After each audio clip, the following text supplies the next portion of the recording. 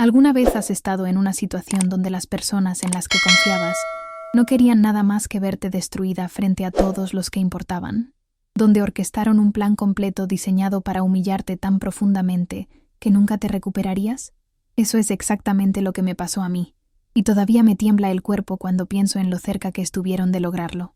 Pero aquí está lo que nadie esperaba, mucho menos ellos. Una sola pregunta de un juez que vio a través de su actuación convirtió su plan perfecto en su peor pesadilla, y lo que pretendían que fuera mi ejecución pública se convirtió en el momento más satisfactorio de vindicación que jamás haya experimentado.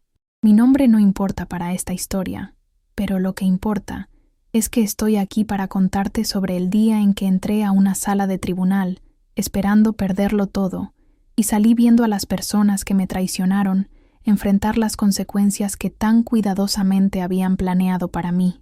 Esta no es solo una historia sobre justicia, es sobre resiliencia, ¿verdad?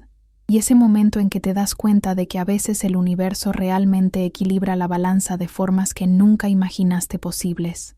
Necesito llevarte al pasado para que entiendas cómo terminé en esa sala de tribunal, con el corazón latiendo como loco, las palmas sudorosas, sintiendo que cada mirada en esa sala era un arma apuntada directamente a mi pecho. Durante 3 años había trabajado en una empresa mediana de marketing en la ciudad, poniendo mi corazón y alma en construir campañas que realmente importaban. No era solo marcar entrada y salida. Yo era la persona que se quedaba hasta tarde, que se ofrecía como voluntaria para los clientes difíciles, que mentoreaba a los empleados nuevos aunque no estaba en mi descripción de trabajo. Genuinamente creía que estaba construyendo algo significativo, que era parte de un equipo que valoraba el trabajo duro y la integridad. Qué ingenua fui. Qué completa y absolutamente ingenua. La traición comenzó tan sutilmente que ni siquiera reconocí que estaba sucediendo. Comenzó con mi supervisor, Marco, un hombre al que había considerado no solo un jefe, sino un amigo. Tomábamos café juntos, discutíamos estrategias, incluso compartíamos historias personales sobre nuestras familias. Confiaba en él completamente. Y mi colega Jennifer, que se sentaba en el cubículo al lado del mío, a quien ayudé a conseguir una presentación importante con un cliente que impulsó su carrera, también confiaba en ella. Ellos fueron los arquitectos de mi caída, y yo les había entregado todas las herramientas que necesitaban sin siquiera darme cuenta. La primera señal de que algo andaba mal llegó durante una reunión rutinaria un lunes por la mañana, unos 6 meses antes de que todo explotara. Marco presentó una estrategia de campaña que sonaba extrañamente familiar, porque era mía, palabra por palabra, concepto por concepto.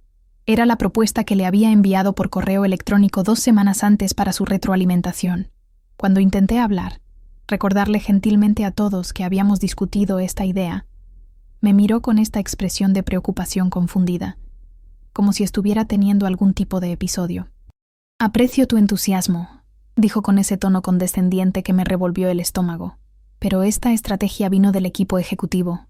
Sé que has estado bajo mucho estrés últimamente, así que tal vez estás confundiendo las cosas». La sala quedó en silencio. Colegas que habían trabajado conmigo durante años de repente encontraron sus cuadernos fascinantes. Nadie me miraba a los ojos. Fue entonces cuando sentí el primer dedo frío del miedo recorrer mi columna vertebral, ese instinto primitivo de que algo estaba muy, muy mal, pero me convencí de que estaba siendo paranoica, de que era un malentendido honesto, de que Marco lo aclararía después. Nunca lo hizo. En cambio, durante los siguientes meses siguió pasando, mis ideas presentadas como de alguien más, mi trabajo sutilmente socavado, mis correos electrónicos misteriosamente perdiéndose en el sistema, reuniones programadas sin que me notificaran. Luego llegaron las irregularidades financieras. Alguien había estado manipulando reportes de gastos, inflando costos, creando cuentas de proveedores falsos y desviando miles de dólares fuera de la compañía. Era sofisticado, cuidadosamente planeado, y cuando el equipo de auditoría de la compañía lo descubrió, cada rastro conducía directamente a mis códigos de acceso, mis firmas de aprobación, mi departamento. Recuerdo la mañana en que me llamaron a la sala de conferencias. Era un martes, inusualmente frío para septiembre, y acababa de comprar un café nuevo de la tienda de abajo, uno de esos lattes caros que me permitía una vez a la semana como un pequeño capricho. De hecho, estaba sonriendo cuando entré, pensando que tal vez finalmente era sobre esa promoción por la que había estado trabajando. En cambio, encontré a Marco, Jennifer, el jefe de recursos humanos, el consejero legal de la compañía, y dos personas que no reconocí, pero que luego supe, eran contadores forenses. El aire en esa sala era tan pesado que apenas podía respirar. Necesitamos discutir algunas preocupaciones serias, dijo el director de recursos humanos, deslizando una carpeta sobre la mesa hacia mí. Mis manos temblaban mientras la abría. Páginas y páginas de documentación, mostrando fraude financiero, todo aparentemente cometido por mí. Fechas, cantidades, firmas que parecían mías, pero que yo nunca había escrito. «Esto es imposible», susurré, mi voz sonando pequeña y distante incluso para mis propios oídos. «Yo nunca, no hice nada de esto». Marco se inclinó hacia adelante con esta expresión de profunda tristeza que ahora sé que era completamente fabricada. «Sé que esto es difícil de enfrentar», dijo suavemente, «pero la evidencia es abrumadora. Hemos tratado de darte el beneficio de la duda, pero no podemos ignorar lo que está justo frente a nosotros». Esa reunión terminó conmigo siendo puesta en licencia administrativa inmediata, pendiente de una investigación completa. Me escoltaron fuera del edificio como una criminal, pasando junto a colegas que susurraban y miraban, pasando por el vestíbulo donde había entrado tan felizmente solo una hora antes, saliendo al aire frío de septiembre donde me quedé parada en la acera sintiendo que mi mundo entero acababa de colapsar. No podía respirar correctamente. Mi pecho se sentía apretado, mi visión se nubló con lágrimas que me negué a derramar en público, y tenía esta sensación abrumadora de irrealidad, como si hubiera caído en alguna versión de pesadilla de mi vida donde nada tenía sentido ya. Fui a casa a mi pequeño apartamento, me senté en mi sofá en la oscuridad, y traté de juntar las piezas de lo que acababa de suceder. ¿Cómo podía ser esto real? ¿Cómo podía alguien creer que yo era capaz de robar a la compañía a la que había dedicado 3 años de mi vida? Pero mientras estaba sentada allí en la oscuridad, algo cambió dentro de mí. El shock inicial comenzó a endurecerse en algo más. Determinación. No iba a caer sin luchar. No iba a dejar que quienquiera que hizo esto me destruyera sin al menos intentar limpiar mi nombre. La investigación que siguió fue una pesadilla de procedimientos burocráticos, jerga legal y evidencia creciente que parecía diseñada específicamente para enterrarme. Contraté a una abogada, una joven llamada Sarah Chen, que tomó mi caso aunque apenas podía pagar sus honorarios, pagándole en cuotas de mis ahorros que se agotaban rápidamente. Sarah era brillante, exhaustiva, y lo más importante, me creía. «Alguien se tomó muchas molestias para inculparte», dijo durante nuestra primera sesión de estrategia real, extendiendo documentos sobre su escritorio como piezas de un rompecabezas. «Esto no es trabajo de aficionados. Quien hizo esto sabía exactamente lo que estaba haciendo. Tenía acceso a sistemas sensibles y entendía cómo hacer que se viera convincente. Pero aquí está lo que no contaron. Nadie es perfecto. Habrá agujeros en su historia, inconsistencias en la línea de tiempo, huellas digitales que no pudieron borrar completamente. Solo tenemos que encontrarlas. Pasamos semanas revisando cada transacción, cada correo electrónico, cada registro de acceso. Compartí todo con Sarah. Mis preocupaciones sobre Marco tomando crédito por mi trabajo, la atmósfera extraña en la oficina en los meses previos a las acusaciones, la frialdad repentina de Jennifer hacia mí, después de años de amistad. Sarah escuchó todo, tomó notas meticulosas, y lentamente comenzó a construir una contranarrativa que me heló la sangre cuando finalmente entendí el alcance completo de lo que me habían hecho. Marco y Jennifer habían estado trabajando juntos durante meses, posiblemente incluso años, malversando dinero de la compañía a través de un esquema sofisticado de proveedores falsos y gastos inflados. Pero sabían que eventualmente una auditoría los atraparía, así que necesitaban un chivo expiatorio, alguien lo suficientemente confiable como para que su acceso no fuera cuestionado, alguien lo suficientemente dedicado como para tener las contraseñas y autoridad para aprobar transacciones, y alguien lo suficientemente aislado como para que cuando llegaran las acusaciones, tuvieran pocos aliados para defenderlos. Yo había sido perfecta para sus propósitos.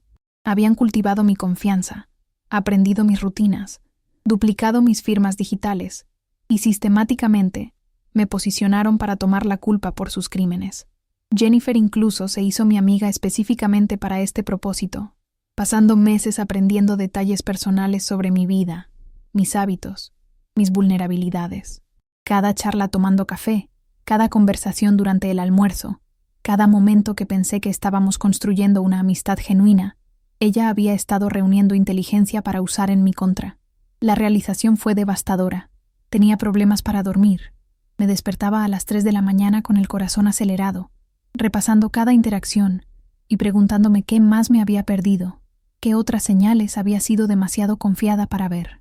Mi familia trató de apoyarme, pero podía ver la duda en sus ojos a veces, esa terrible pregunta acechando bajo sus palabras alentadoras. ¿Y si hay algo de verdad en esto? ¿Y si no la conocemos tan bien como pensábamos? La compañía decidió presentar cargos criminales, lo que significaba que esto iba más allá de simplemente perder mi trabajo. Estaba enfrentando tiempo potencial en prisión, un registro criminal permanente, la destrucción completa de cualquier perspectiva de carrera futura. La fiscal estaba convencida de que tenían un caso hermético. Después de todo, tenían mis firmas, mis códigos de acceso, mi aprobación en docenas de transacciones fraudulentas. En papel, me veía absolutamente culpable. Sara trabajó día y noche, trayendo expertos en forenses digitales, contratando investigadores para rastrear a los proveedores reales versus los falsos, construyendo una línea de tiempo que mostraba que no podía haber estado en la oficina para varias de las transacciones clave, porque estaba verificablemente en otro lugar, en una conferencia, en una cita médica documentada, en vacaciones aprobadas de las que Recursos Humanos tenía registros. Pero la Fiscalía tenía una respuesta para todo. Podría haber programado las transacciones con anticipación. Podría haber tenido un cómplice. Podría haber accedido a los sistemas remotamente. Cada pieza de evidencia que Sara encontraba, ellos tenían un contraargumento listo. Parecía sin esperanza. La fecha del juicio se acercaba como una cita con el verdugo, y me encontré pasando por cada emoción imaginable: rabia por la injusticia, miedo de lo que venía, dolor por la vida que había perdido, y debajo de todo, una esperanza desesperada de que de alguna manera alguien vería la verdad. ¿Alguna vez te has sentido completamente impotente? Como si estuvieras viendo tu propia vida desmoronarse y no hubiera nada que pudieras hacer para detenerlo. Ahí es donde estaba yo en las semanas antes del juicio. Dejé de salir excepto para reuniones necesarias con Sara. Los amigos dejaron de llamar, algunos porque creían las acusaciones, otros porque no sabían qué decir, la mayoría porque la asociación conmigo se había vuelto socialmente radiactiva. Mi apartamento se convirtió en mi prisión, mi mente en mi torturadora, repasando cada momento y preguntándome cómo pude haber sido tan ciega. Pero Sara nunca se rindió. Siguió investigando, siguió indagando, y unas 2 semanas antes del juicio, encontró algo. Era algo pequeño, casi sin sentido por sí solo, un patrón en las marcas de tiempo de las transacciones fraudulentas. Todas ocurrieron durante una ventana específica de tiempo cada día, siempre entre las 2:15 y las 2:45 de la tarde. Sara revisó mi calendario para todo el periodo de 6 meses, cuando ocurrió el fraude. Durante esa ventana de tiempo exacta, yo estaba en una reunión permanente con el equipo creativo, una reunión que era obligatoria, que nunca me perdía, que tenía hojas de registro y actas y testigos. No había forma posible de que pudiera haber estado haciendo esas transacciones durante esos horarios. Los teníamos. Finalmente, después de meses de sentir que me estaba ahogando, teníamos algo concreto, algo innegable, pero la expresión de Sara no era triunfante cuando me lo mostró. Estaba preocupada. «Esto es bueno», dijo cuidadosamente, «pero la fiscalía argumentará que tenías un cómplice o que las programaste con anticipación. Necesitamos más. Necesitamos mostrar quién realmente hizo estas transacciones, no solo probar que tú no pudiste hacerlas». El experto en forenses digitales que Sara contrató era un hombre tranquilo llamado David, que parecía más un profesor universitario que alguien que rastrea criminales cibernéticos. Pasó 40 horas examinando los registros del servidor de la compañía, los metadatos de los documentos fraudulentos, las huellas digitales que cada acción de computadora deja atrás. Lo que encontró fue notable. Cada una de las transacciones fraudulentas había sido iniciada desde 2 terminales de computadora específicas en la oficina. Una era la estación de trabajo de Jennifer. La otra era una computadora compartida en el departamento de contabilidad a la que Marco tenía acceso regular. Aún más condenatorio, la persona que creó las cuentas de proveedores falsos Había cometido varios errores pequeños, usando variaciones de nombres reales de proveedores con números de enrutamiento bancario ligeramente diferentes, usando direcciones que no coincidían del todo, creando direcciones de correo electrónico que eran similares, pero no idénticas a las de compañías legítimas. David rastreó las direcciones IP usadas para configurar esas cuentas de correo electrónico falsas. Llevaban de vuelta a la conexión de Internet de la casa de Jennifer. Los teníamos. Realmente los teníamos. Pero aquí es donde se volvió verdaderamente siniestro. Cuando Sarah presentó esta evidencia a la fiscalía en una reunión previa al juicio, esperando que se retiraran los cargos, la fiscal apenas parpadeó. «Interesante», dijo, revisando el informe de David con una expresión que me revolvió el estómago. «Pero esto no prueba que tu cliente no colaboró con estos compañeros de trabajo. De hecho, podría sugerir que era parte de una conspiración. Estaremos agregando cargos adicionales por asociación ilícita y conspiración criminal». Casi me derrumbé ahí mismo en la oficina de la fiscal. Iban a usar la evidencia de la culpa de Marco y Jennifer como prueba de que yo también estaba involucrada. Era diabólico, y no había nada que pudiéramos hacer para detenerlo. La noche antes del juicio, no pude dormir en absoluto. Me senté junto a mi ventana viendo las luces de la ciudad, pensando en lo rápido que todo puede cambiar, cómo las personas en las que confías pueden convertirse en tus peores enemigos, cómo la verdad a veces no es suficiente cuando las mentiras están bien construidas. Pensé en llamar a mi madre, pero no podía soportar escuchar la preocupación en su voz otra vez. Pensé en cómo sería la prisión, si podría sobrevivirla, si alguna vez podría reconstruir mi vida después. Me permití llorar esa noche. Llorar de verdad. No las lágrimas enojadas que había derramado antes, sino estos sollozos profundos y desgarradores que me dejaron exhausta y vacía. Y luego, cuando el sol comenzó a salir sobre la ciudad, pintando el cielo en tonos de rosa y oro, tomé una decisión. Pasara lo que pasara en esa sala de tribunal, iba a mantener mi cabeza en alto. Iba a contar mi verdad clara y calmadamente.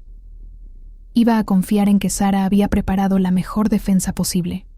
E iba a creer, a pesar de todo, que la justicia aún podría ser posible. Me duché, me puse el traje azul conservador que Sarah había recomendado, me recogí el cabello ordenadamente y me miré en el espejo. La mujer que me devolvía la mirada se veía cansada, asustada, pero también decidida. Estaba lista para enfrentar lo que viniera después.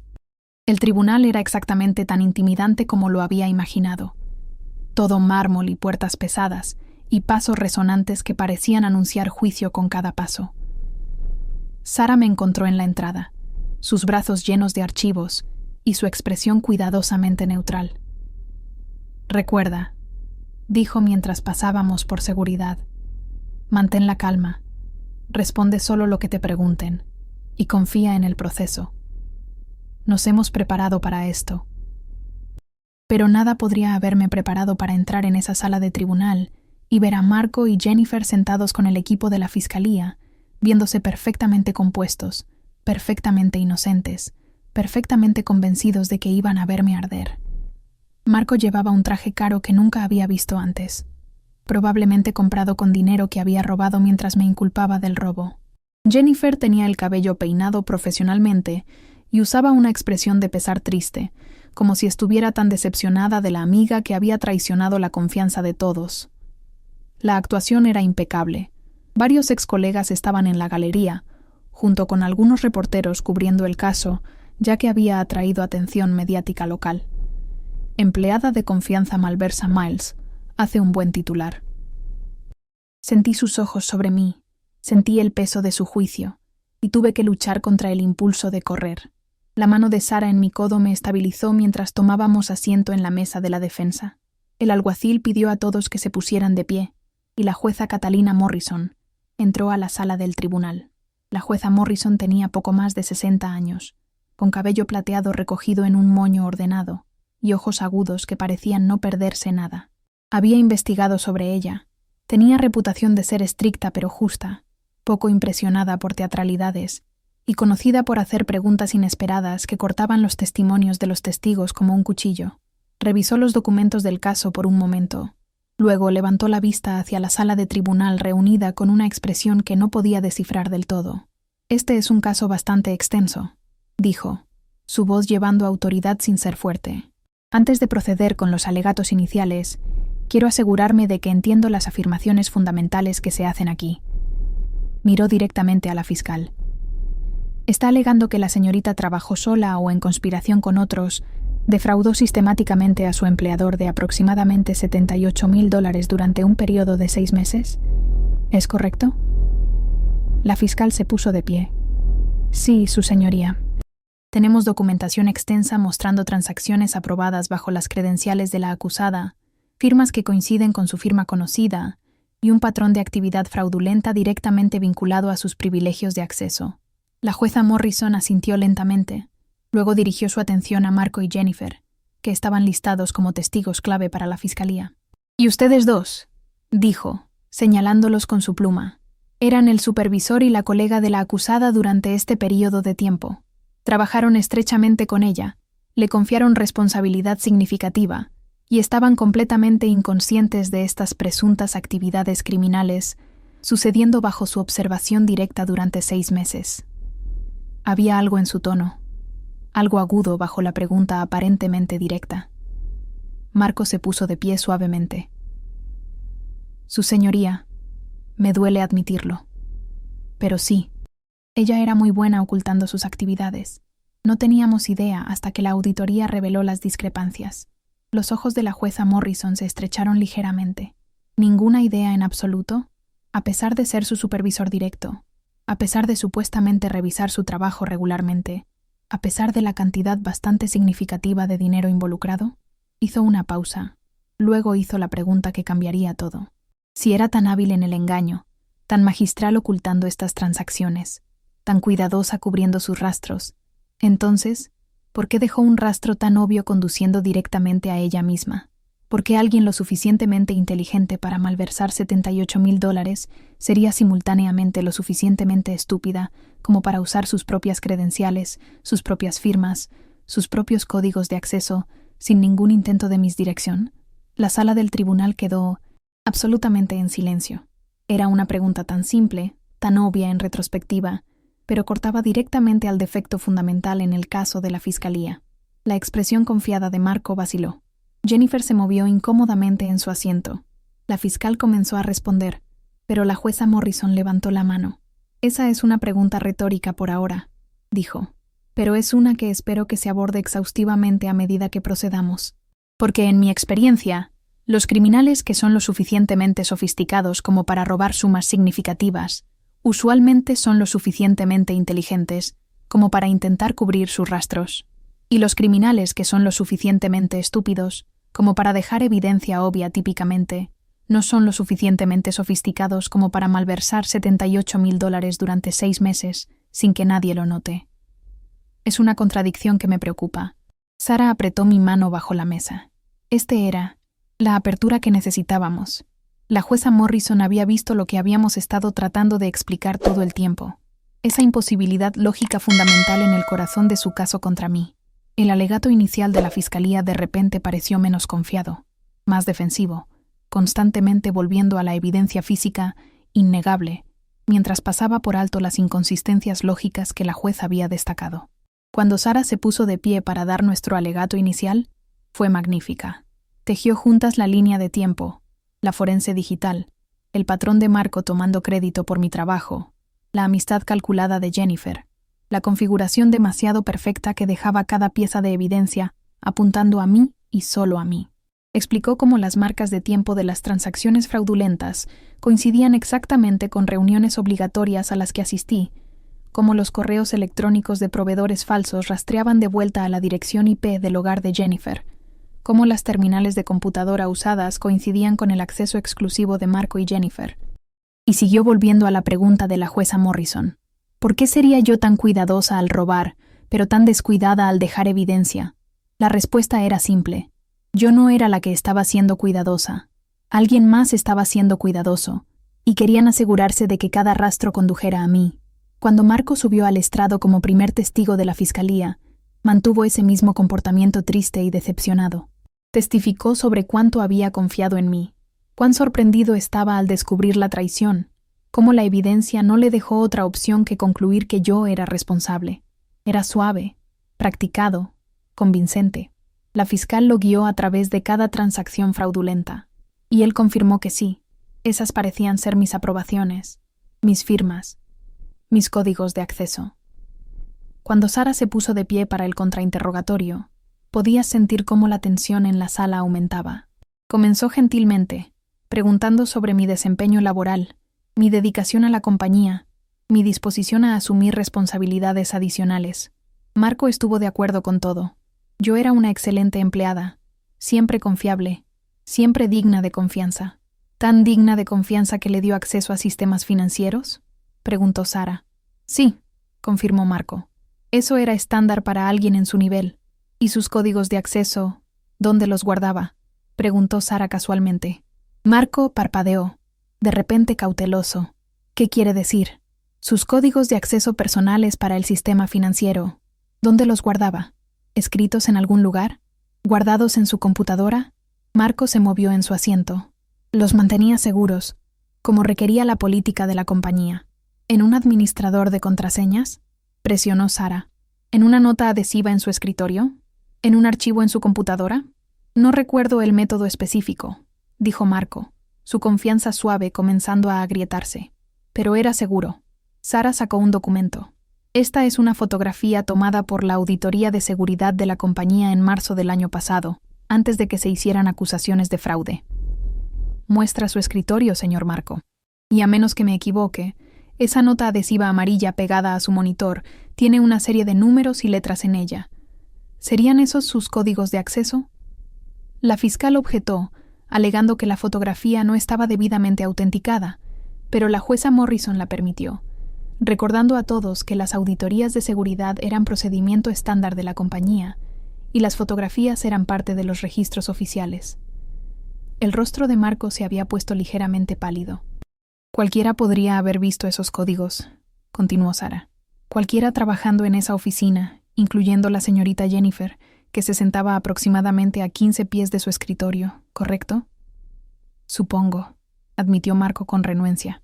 Y sin embargo, cuando se descubrió el fraude, ¿usted inmediatamente asumió que mi cliente era responsable en lugar de considerar que alguien podría haber usado sus credenciales mal aseguradas? La voz de Sara era aguda ahora, cortante. ¿Nunca se le ocurrió que tener sus códigos de acceso visibles para cualquiera que pasara por su escritorio podría representar una vulnerabilidad de seguridad?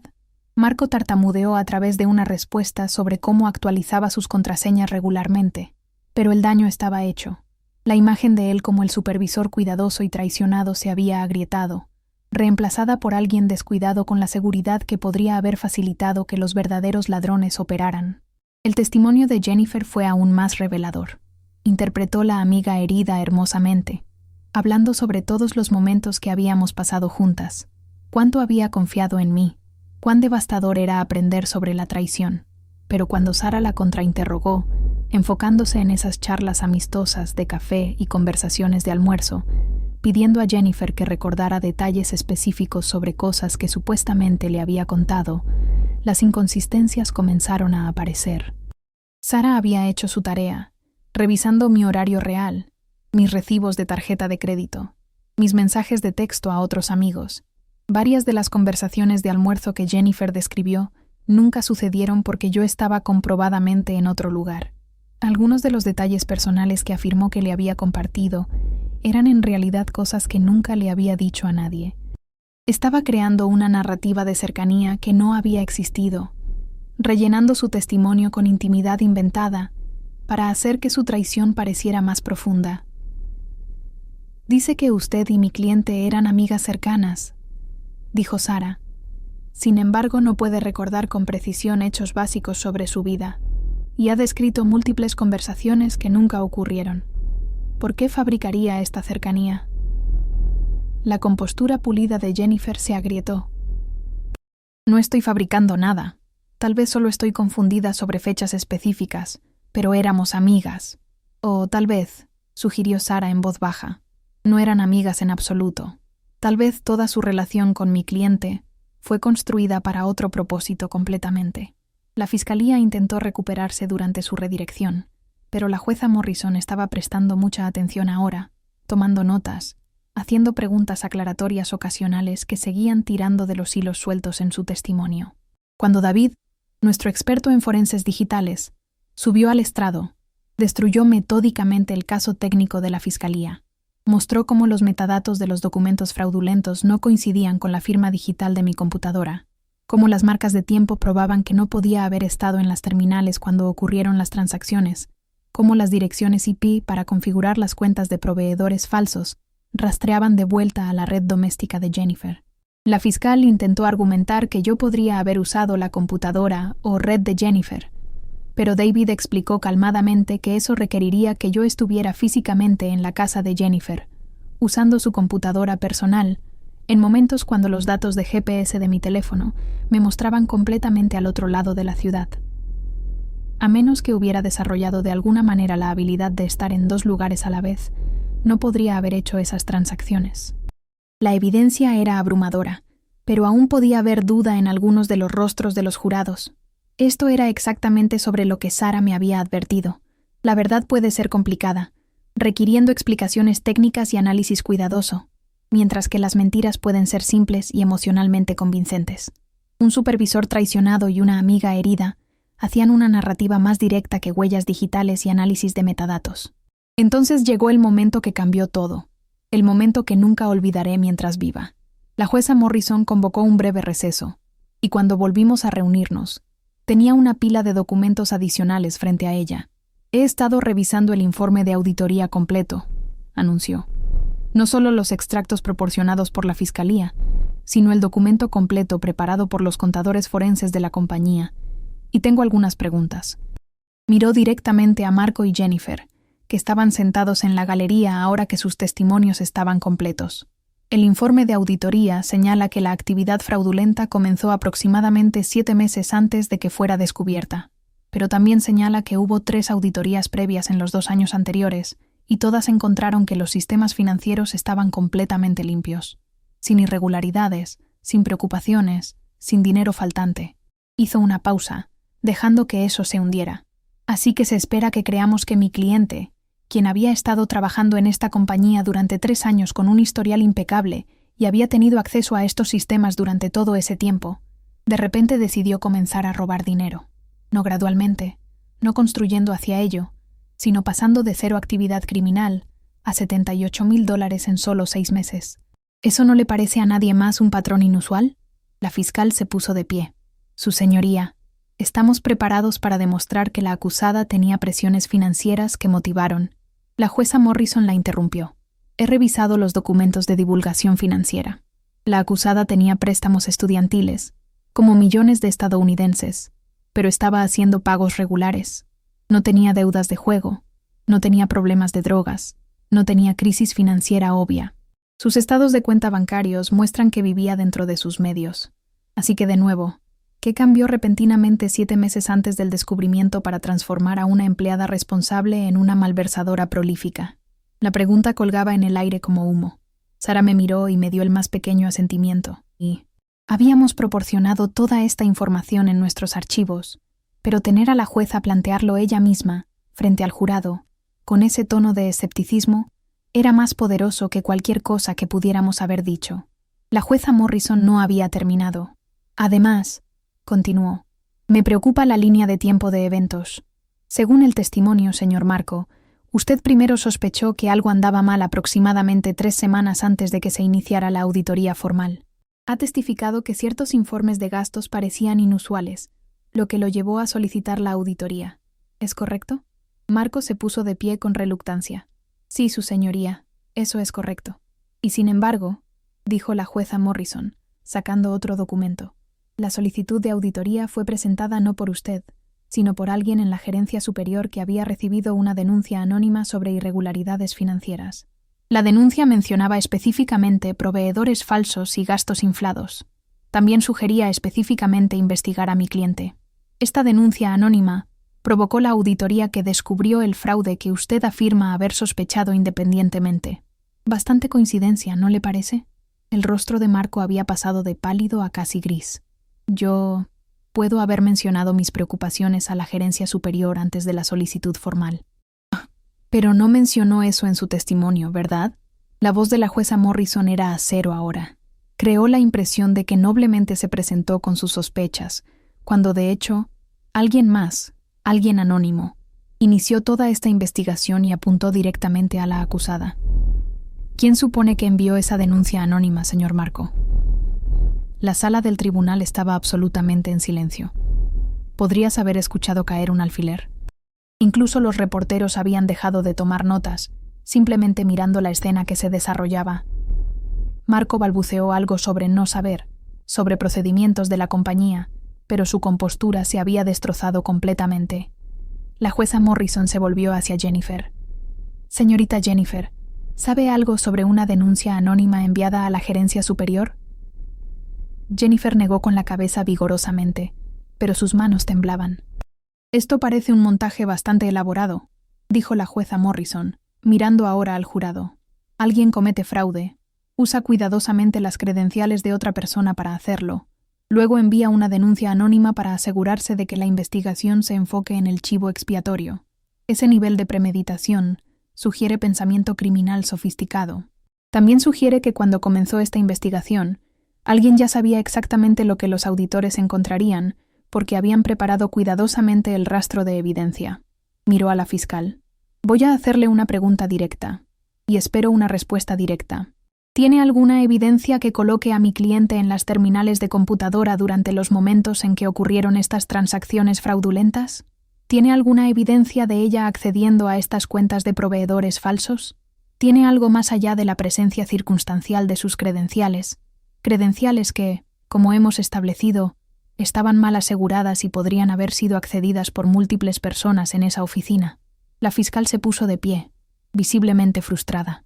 Su señoría, las firmas pueden ser falsificadas, interrumpió la jueza Morrison. Los códigos de acceso pueden ser robados. Las credenciales pueden ser mal usadas. Lo que estoy pidiendo es evidencia directa. Vigilancia por video, registros de teclas, testimonio de testigos oculares, cualquier cosa que la coloque físicamente cometiendo estos crímenes. La fiscal no tenía nada. Después de un largo momento, lo admitió. No tenemos evidencia directa de la acusada realizando las transacciones, su señoría, pero la evidencia circunstancial es abrumadora. Evidencia circunstancial que los abogados de mi cliente han desafiado sistemáticamente y planteado duda razonable sobre, contrarrestó la jueza Morrison. Evidencia circunstancial que sugiere que la acusada fue incriminada en lugar de culpable. Estoy viendo un caso construido enteramente sobre la apariencia de culpa cuidadosamente construida por personas que tenían medios, motivo y oportunidad para cometer estos crímenes ellos mismos. Se puso de pie, y todos en la sala del tribunal se levantaron con ella. Estoy convocando un receso por el resto del día. La Fiscalía usará este tiempo para proporcionarme cualquier evidencia directa que puedan haber fallado en incluir en su caso inicial. Si tal evidencia no existe, nos reuniremos mañana por la mañana, y daré al jurado instrucciones que reflejen la duda razonable sustancial que ha sido establecida. Cuando la jueza Morrison salió de la sala del tribunal, finalmente me permití respirar. Respirar de verdad, por lo que se sentía como la primera vez en meses. Sara agarró mi mano, apretándola fuerte, su compostura profesional agrietándose justo lo suficiente para mostrar una gran sonrisa. «Lo ve», susurró Sara. «Ve exactamente lo que te hicieron». Detrás de nosotras, escuché a Marco y Jennifer discutiendo en susurros frenéticos. Los reporteros ya estaban corriendo a presentar sus historias, y yo solo me senté allí, sintiendo que el peso masivo que había estado aplastando mi pecho durante meses finalmente comenzaba a levantarse. Esa noche, realmente dormí. No bien, no pacíficamente, pero dormí, lo cual era más de lo que había logrado en meses. Cuando nos reunimos a la mañana siguiente, la atmósfera en la sala del tribunal era completamente diferente. La fiscalía se veía derrotada antes de que siquiera comenzáramos. La jueza Morrison tomó su asiento y se dirigió a la corte. La fiscalía me ha informado que no tienen evidencia directa adicional para presentar. Por lo tanto, procederemos con los alegatos de clausura. El alegato de clausura de la fiscal fue poco entusiasta en el mejor de los casos, simplemente siguiendo los movimientos, enfatizando las credenciales y firmas, sin la convicción que había mostrado al inicio del juicio. Cuando Sara se puso de pie para dar nuestro alegato de clausura, fue poderosa y precisa. Guió al jurado a través de todo. La línea de tiempo imposible, la evidencia digital apuntando a Marco y Jennifer, la denuncia anónima que convenientemente inició la investigación, la observación de la jueza Morrison sobre los criminales sofisticados que no dejan rastros tan obvios. Pintó un cuadro de dos personas que habían pasado meses planeando cuidadosamente robar a su empleador e incriminar a una compañera de trabajo inocente, que habían cultivado relaciones y acceso específicamente para configurar a su chivo expiatorio. La fiscalía quiere que crean que mi cliente de repente se convirtió en una maestra criminal, que era simultáneamente lo suficientemente descuidada como para dejar evidencia en todas partes, dijo Sara al jurado. Pero la verdad es más simple y más siniestra. Ella nunca fue la criminal. Ella siempre fue la víctima. Y los verdaderos criminales están sentados en esta sala del tribunal, habiendo cometido no solo robo, sino el crimen adicional de tratar de destruir la vida de una mujer inocente para salvarse a sí mismos. El jurado deliberó menos de 4 horas. Cuando regresaron, la portavoz se puso de pie y entregó el veredicto por el que había estado rezando, pero apenas me atrevía a esperar. No culpable en todos los cargos. El alivio fue tan abrumador que de hecho me sentí mareada. Sara me abrazó fuertemente mientras yo lloraba, finalmente llorando lágrimas de alegría en lugar de miedo y frustración. Pero la jueza Morrison no había terminado.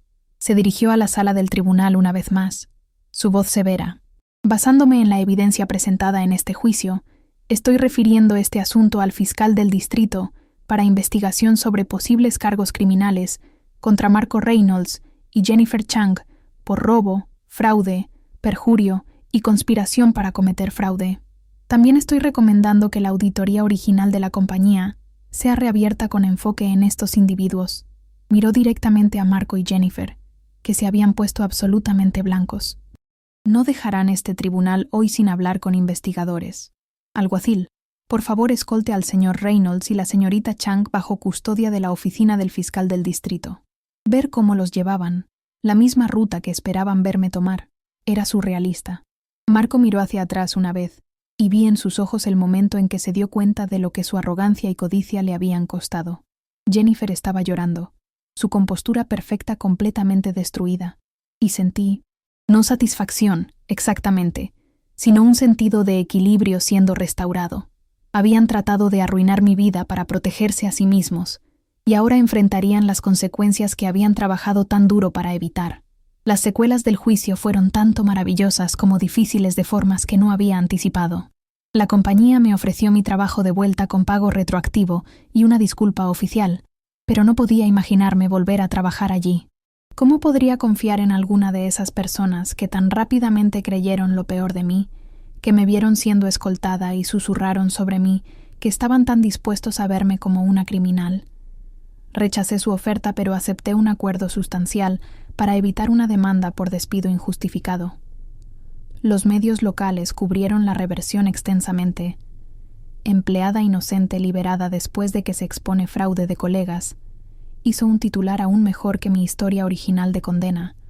Algunos excolegas se comunicaron para disculparse, para explicar que nunca realmente lo creyeron, pero podía escuchar el vacío en sus palabras. Lo habían creído, o habían sido demasiado cobardes para hablar, y de cualquier manera, había aprendido quiénes eran realmente. Los pocos que genuinamente me habían apoyado, que se habían comunicado durante mis días más oscuros, a pesar del costo social, esas relaciones sobrevivieron, e incluso se fortalecieron. Aprendes quién realmente importa cuando todo se desmorona. Comencé terapia para procesar el trauma de lo que había pasado. Mi terapeuta me ayudó a entender que la traición de esta magnitud crea heridas que no sanan rápidamente, que era normal tener problemas de confianza, sentirme paranoica a veces, despertarme en medio de la noche con el corazón acelerado. Me ayudó a separar a las personas específicas que me traicionaron de la humanidad en general, a no dejar que las acciones de Marco y Jennifer envenenaran mi capacidad de conectar con otros. Marco y Jennifer ambos enfrentaron cargos criminales. Marco eventualmente se declaró culpable de malversación y fraude, recibiendo una sentencia de prisión de 5 años, con posibilidad de libertad condicional después de 3 años. Jennifer luchó contra los cargos inicialmente, pero la evidencia era abrumadora. Las direcciones IP, la forense digital, la línea de tiempo que probaba que ella había tenido acceso cuando afirmaba no estar consciente. Eventualmente aceptó un acuerdo de culpabilidad, cumpliendo 2 años y siendo requerida a hacer restitución. Sus carreras, sus reputaciones, su libertad, todo lo que habían tratado de preservar al incriminarme se perdió de todos modos. El universo tiene una forma de equilibrar las balanzas, y a veces es incluso más exhaustivo de lo que esperarías. He pensado mucho sobre por qué me eligieron específicamente. ¿Fue solo conveniencia? ¿O había algo sobre mi confiabilidad, mi dedicación, mi ingenuidad que me hizo la víctima perfecta? Probablemente nunca lo sabré con seguridad, pero he hecho las paces con el hecho de que su elección dijo todo sobre ellos y nada sobre mí. No merecía lo que hicieron. Nadie merece ser traicionado así, tener su vida convertida en arma contra ellos, ser sistemáticamente destruido por personas en las que confiaban. Pero sucedió, y sobreviví, y esa supervivencia me ha cambiado de formas tanto difíciles como profundas. Eventualmente encontré un nuevo trabajo en una empresa de marketing más pequeña, una donde la cultura se sentía genuinamente colaborativa en lugar de competitiva de esa manera tóxica que mi antigua compañía había sido. Estaba nerviosa al principio, hipervigilante sobre proteger mis códigos de acceso, cautelosa de formar relaciones cercanas con colegas, pero gradualmente comencé a relajarme. Mi nueva jefa, una mujer mayor llamada Patricia que había construido la compañía de la nada, me tomó bajo su ala. Cuando finalmente le conté lo que había pasado en mi trabajo anterior, ella solo asintió pensativamente y dijo: «La traición así o te rompe o te forja en algo más fuerte. Pareces del tipo que se forja». Tenía razón. Soy más fuerte ahora, pero es una fuerza que vino a un costo tremendo. Soy más cuidadosa sobre en quién confío, más protectora de mis límites, más consciente de que las personas no siempre son lo que parecen, pero también soy más confiada en mi capacidad de sobrevivir dificultades, más segura de mi propia integridad, más dispuesta a luchar por la verdad incluso cuando es difícil. La experiencia despojó mucha ingenuidad, pero no me hizo cínica. Todavía creo que la mayoría de las personas son decentes. Todavía pienso que la amabilidad importa. Solo tengo mejores límites ahora y un detector de mentiras mucho más preciso. Mirando atrás a ese momento en la sala del tribunal cuando la jueza Morrison hizo su pregunta fundamental, todavía me asombra cómo la perspicacia de una persona cambió todo. Ella vio lo que otros habían pasado por alto. Ese defecto lógico fundamental en el caso de la fiscalía, esa pregunta de por qué alguien lo suficientemente inteligente para robar sería lo suficientemente tonta como para dejar evidencia tan obvia. A veces la justicia se reduce a que una persona esté dispuesta a pensar críticamente, a hacer las preguntas incómodas, a ver más allá de la historia superficial a la verdad debajo. La jueza Morrison no solo salvó mi futuro ese día, validó mi creencia de que la verdad importa, que los hechos importan, que el pensamiento cuidadoso puede superar incluso las mentiras sofisticadas. Le escribí una carta después del juicio, tratando de expresar mi gratitud, aunque no estoy segura de que ninguna palabra pudiera realmente capturar lo que su intervención significó para mí.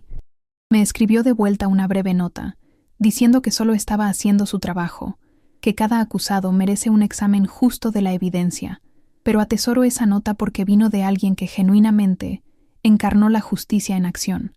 Si has permanecido conmigo a través de toda esta historia, gracias por escuchar. Gracias por preocuparte por lo que le pasó a alguien que nunca has conocido, por invertir tu tiempo y energía emocional en este viaje conmigo. ¿Te ha pasado algo similar? ¿Has sido traicionado por personas en las que confiabas? ¿O has visto a alguien más experimentar ese tipo de destrucción sistemática? Me encantaría escuchar tus historias en los comentarios abajo. A veces solo saber que no estamos solos en estas experiencias ayuda más que cualquier otra cosa. Esta historia no es solo sobre la batalla legal de una persona, es sobre algo universal.